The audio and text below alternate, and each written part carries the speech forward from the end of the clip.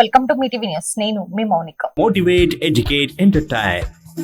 నేటి నుండి ప్రారంభం అవ్వనున్న ఆషాఢ మాస బోనాలు. అందులో భాగంగా తొలి రోజు గోల్కొండ ఖిల వద్ద వెలిసిన అమ్మవారికి తొలి బోనం సమర్పించడం ఆనవాయితీ. గోల్కొండ అమ్మవారికి తొలి బోనం సమర్పించడానికి కందుకూరు పరిసర ప్రాంతాల నుండి శాలివాహన సంఘం సభ్యులు అధిక సంఖ్యలో బయలుదేరారు.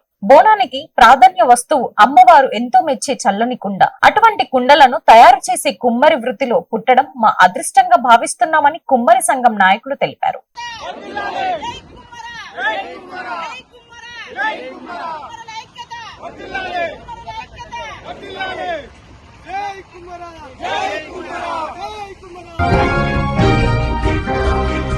ప్రజాభవన్ లో ముఖ్యమంత్రుల భేటీకి వచ్చిన ఆంధ్రప్రదేశ్ సీఎం చంద్రబాబు నాయుడుకు తెలంగాణ సీఎం రేవంత్ రెడ్డి ప్రజాకవి కాళోజీ రాసిన నా గొడవ అనే పుస్తకం అందజేశారు. దీని వెనుక ఉన్న పరమార్థం గొడవలను పరిష్కరించుకుందామని నర్మగర్భంగా చెప్పినట్లుగా ఉంది. ఏఐఎస్ఎఫ్ అఖిల భారతీయ విద్యార్థి సమైక్య రాష్ట్ర పిలుపు మేరకు సంక్షేమ హాస్టల్ తనిఖీలు చేయడం జరిగింది.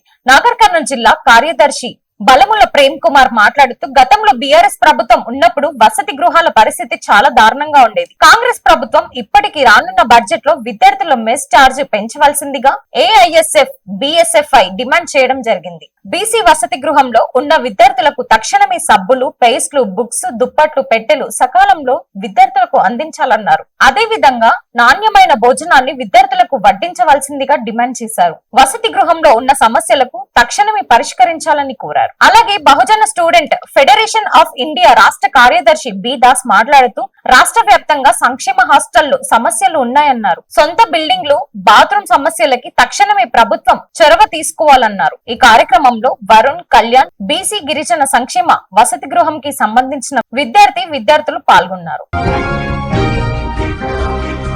మిర్చిల్ మండలం ఎంఆర్పీఎస్ అధ్యక్షులు పడిగడ్ల సురేష్ మాదిగ ఆధ్వర్యంలో ఎంఆర్పీఎస్ 30వ ఆవిర్భావ దినోత్సవ వేడుకలను దండోరా జెండను ఎగరవేసి మందకృష్ణ మాదిగ గారి జన్మదిన సందర్భంగా కేక్ కట్ చేసి స్వీట్లు తినిపించుకొని ఘనంగా నిర్వహించారు. ఈ కార్యక్రమంలో ఎంఆర్పీఎస్ సీనియర్ నాయకులు బాలయ్య, దేవయ్య, రవీందర్, సురేష్, ప్రశాంత్, రాజు తదితరులు పాల్గొన్నారు. Thanks for watching. చూస్తూనే ఉండండి మీ టీవీ న్యూస్.